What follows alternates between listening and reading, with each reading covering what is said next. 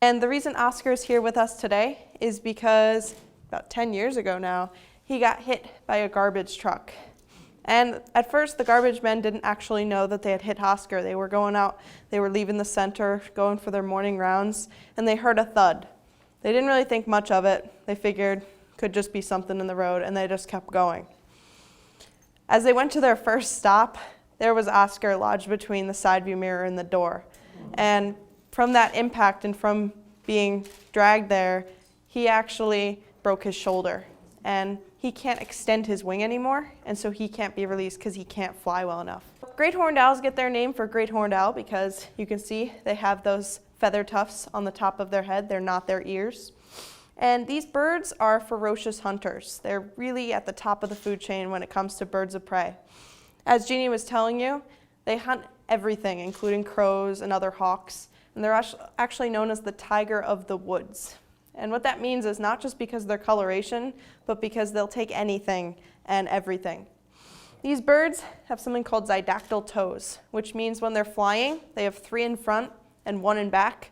But when they go to perch or grab something, they'll pivot 1 toe around. That makes their grip very strong, so they have 2 in front and 2 in back. Makes a great horned owl have a grip equivalent or so to a bald eagle. Makes them able to lift large animals. These birds, their favorite type of food is a skunk. And that's because they don't have a very good sense of smell. You'll see 2 birds of prey soon that have a very good sense of smell, but Oscar here, he doesn't need that to hunt. And so when a skunk sprays him, the only thing he has to worry about is his eyes. And birds of prey have something called the nictitating membrane. It's a 3rd eyelid. They have one on the top, one on the bottom, and then they have a translucent one that goes across their eye. And so as he's going to grab something, he'll put that over his eye to help protect from the spray or getting scratched or whatnot. And most birds of prey have these. This bird is also known to take hawks, like I said. They're also known to take crows, take smaller mammals. A bird like Oscar, he probably wouldn't be going after a 6 or 7 pound skunk, but a large female might be.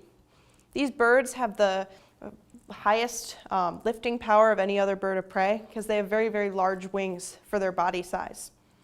And Oscar, I keep calling him a male. We know that because Oscar is very, very small for a great horned owl.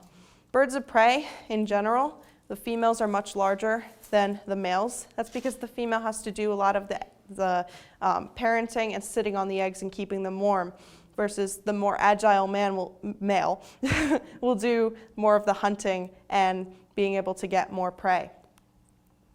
These birds, they're the earliest nesters here in Connecticut, and they're kind of lazy because most birds of prey will nest in the early spring, like March or April. These birds are nesting in January, and so they have first pick at all the other nests. Instead of going through all the trouble of making their own, they'll steal other birds' nests from the previous year. Most birds of prey go back to the same nest year after year, and a bird like a bald eagle will be coming back to their nest in March and April, fixing it up, getting ready, and great horned owl will already be there with its chicks. And it's been noted that those bald eagles don't want to mess with great horned owls because these birds are also known to take eagle chicks out of the nest. So very, very ferocious predators. These birds are very vocal. They are known as one of the true hoot owls you'll hear in Connecticut. Their other cousin, called the barred owl, also makes a hoot now, but this is what they sound like.